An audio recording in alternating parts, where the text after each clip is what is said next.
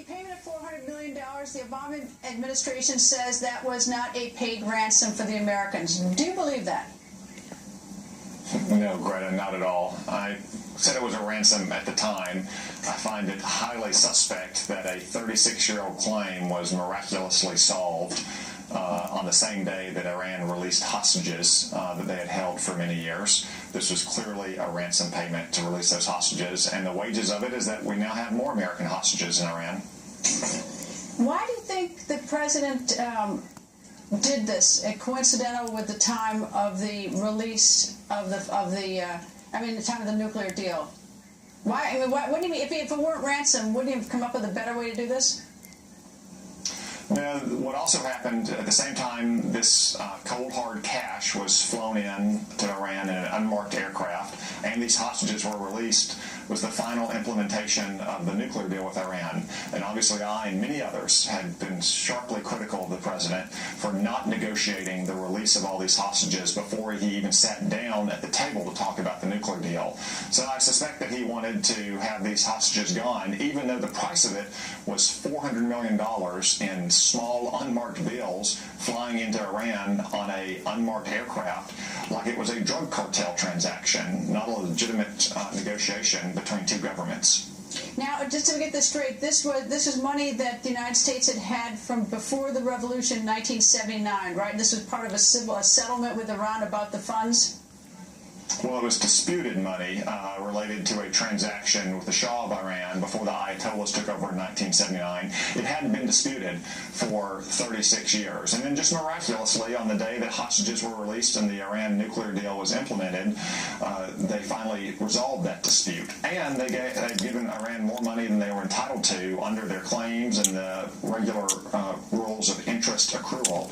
And we now know that they didn't just give them that money, they gave it to them in cold hard cash that we cannot trace, that we cannot know what happened to, and that even the White House press secretary admitted may be going in the hands of Hamas, Hezbollah, or other terrorist organizations. Well, if paying ransom is against American policy, but what can you do about it? Well, it can be a lot tougher on the front end, Greta. We should have said very clearly that we wouldn't even talk to Iran about its nuclear program until all Americans held in captivity were released. Remember, 4 years ago when these talks first started, Iran's economy was suffering badly because of sanctions that Congress had imposed on Iran against the wishes of Barack Obama and Hillary Clinton at the time, I should add. Those sanctions were tough enough that we could have set the terms of the negotiations, which included releasing all American hostages before we even sat down. Now what do we have? A bad nuclear deal and more Americans being held hostage, and Iran with $400 million in cold, hard cash. We're going to have one of the children of former FBI agent Bob Levinson on in a minute. He's been held since 2007 in Iran. At least we think he's held in Iran. Any thoughts about that tonight? Because he didn't come home in the prisoner swap in January. Well, my heart breaks for the Levinson family, and as I've long said, we should have negotiated for the release of all the hostages, to include Mr. Levinson, who is the longest-held hostage in Iran. When those hostages were released in January, I rejoiced for them and their family, but the Levinson family still wonders what happens to Mr. Levinson, and you have other Americans who now are being held hostage as well. This is just one more chapter in the very sad, long history of Barack Obama's feckless dealings with the Ayatollahs in Iran. Senator, thank you for joining us, sir. Thank you, Greta. And viewers, I want to know what you think. Vote at home on Twitter. Should the United States hold off on giving or returning any money to countries that are holding Americans hostage? Tweet yes or no using hashtag Greta. We're going to show you your live Twitter votes throughout the show. But what about Bob Levinson? He is the longest-held hostage in U.S. history. Levinson, a former FBI agent and working for the CIA as a contractor, vanished in Iran in March of 2007. It's more than 9 years ago. And in January of this year, the White House said it's not sure where Levinson is. We have reason to believe that he no longer is in Iran. And that's why we continue to press for information about his whereabouts. And we're going to continue to do that, and we've secured a commitment from the Iranians to use the channel that has now been opened to secure the release of those individuals that we know were being held by Iran unjustly, to use those same channels to try to gather information about Mr. Levinson's possible whereabouts. Bob Levinson's son, Dan, goes on the record. Good evening, Dan. Good evening, Rita.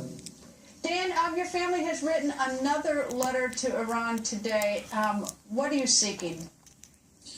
We're trying to get my dad home. It's been almost 9.5 years, and we've been on the show many times now, and we're trying to make sure that the Obama administration and the Iranian government are going to be working together to make sure he's brought home, because we do believe that the Iranian government arrested him and that they have been holding him and they're responsible for him. So they have the responsibility to bring him home to us.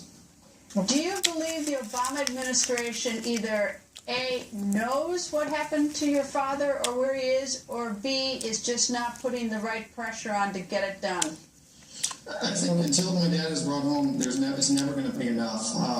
They're in communication with us, but we're pressing them to make sure that they bring the Iranians to the table and they work with them to make sure they're doing. As part of this nuclear deal, Iran promised to do everything they could to bring my dad home, and so far they haven't. They haven't followed up. I went over there. They didn't have any answers. They didn't even follow up on my letter I brought to them there, and it's not enough. And the Obama administration needs to put pressure on them. They need to be talking to them constantly and making sure that this is resolved. There's only less than President Obama's term, and we're hoping that he resolves his case, brings him home before that term ends. How tough has it been on the family? I know I've spoken to your mother and other members of your family. We've done this so many times, and it's just an effort to try to keep the heat up to get you answers. But so the American people can sort of get an idea of how rough this is. Tell me. Every day is a struggle, and every day we're trying to figure out how to get him home, and it just gets more difficult each day because it's 9.5 years is unbelievable, the longest held hostage in U.S. history, and we're never losing hope, but it's very frustrating with the pace of the progress and the lack of progress, and just constantly thinking of new ways that we can press the administration to bring him home. And you have absolutely no idea whether he is dead or alive, right? No, we believe he's alive. The FBI believes he's alive. They're tracking every lead, and they said there's no reason to believe he's not alive. And I think the administration believes he's alive. So everybody we've talked to believes he's alive, and he was alive a few years ago, and when people thought he was dead. So there's no reason to believe that he's dead now. Why was he not part of the swap in January, do you think?